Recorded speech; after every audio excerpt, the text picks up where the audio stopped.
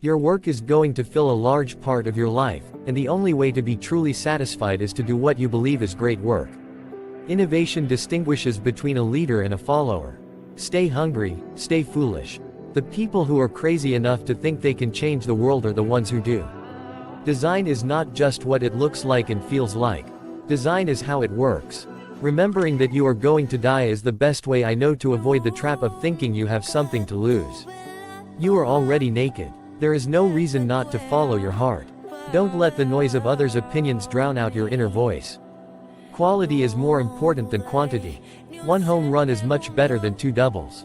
Innovation comes from people meeting up in the hallways or calling each other at 10:30 at night with a new idea. The people who built Silicon Valley were engineers. They learned business, and they learned a lot of other things because they had to. You can't connect the dots looking forward, you can only connect them looking backward. I want to put a ding in the universe. It's really hard to design products by focus groups. A lot of times, people don't know what they want until you show it to them. Your work is going to be a large part of your life, and the only way to be truly satisfied is to do what you believe is great work. The doers are the major thinkers. The people that really create the things that change this industry are both the thinker and doer in one person. In most people's vocabularies, design means veneer. It's interior decorating. It's the fabric of the curtains of the sofa. But to me, nothing could be further from the meaning of design. My favorite things in life don't cost any money. It's really clear that the most precious resource we all have is time. You can't just ask customers what they want and then try to give that to them. By the time you get it built, they'll want something new. I'm as proud of what we don't do as I am of what we do. The biggest innovation of the 21st century will be at the intersection of biology and technology. The cure for Apple is not cost-cutting. The cure for Apple is to innovate its way out of its current predicament. We're here to put a dent in the universe. Otherwise, why else even be here? I think if you do something and it turns out pretty good, then you should go do something else wonderful, not dwell on it for too long. Great things in business are never done by one person, they're done by a team of people. You have to trust in something, your gut, destiny, life, karma, whatever. This approach has never let me down, and it has made all the difference in my life. The journey is the reward. It's not the tools that you have faith in, tools are just tools. They work, or they don't work. It's people you have faith in or not. You can't get rid of the fear, but you can get rid of the feeling of fear. Innovation has nothing to do with how many R&D dollars you have. When Apple came up with the Mac, IBM was spending at least 100 times more on R&D. It's not about money. It's about the people you have, how you're led, and how much you get it. Simple can be harder than complex. You have to work hard to get your thinking clean to make it simple. But it's worth it in the end because once you get there, you can move mountains. The people that can make the company more successful are sales and marketing people, and they end up running the companies. The product people get driven out of the decision-making forums, and the companies forget what it means to make great products. It's more fun to be a pirate than to join the Navy. Do you want to spend the rest of your life selling sugared water?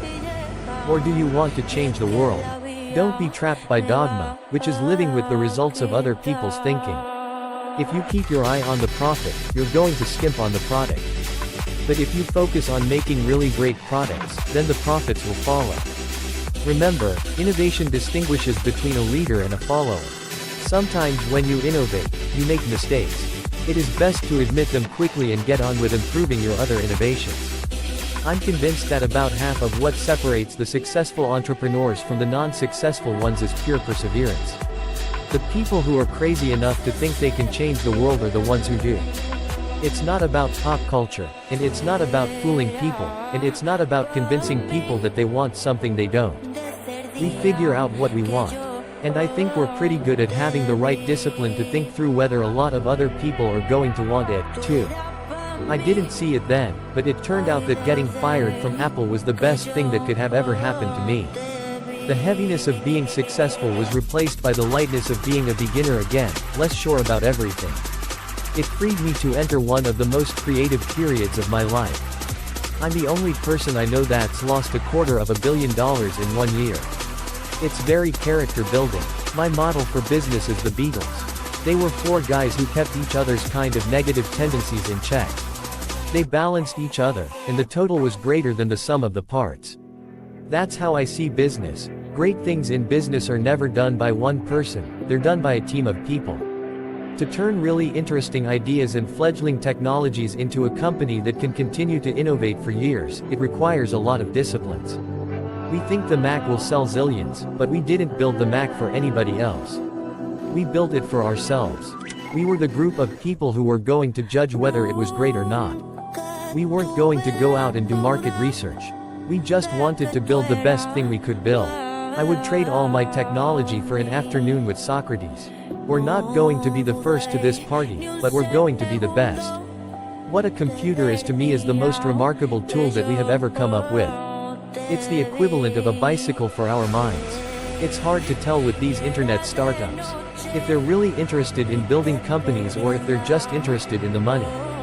I can tell you, though, if they don't really want to build a company, they won't look into it. That's because it's so hard that if you don't have a passion, you'll give up. I've always wanted to own and control the primary technology in everything we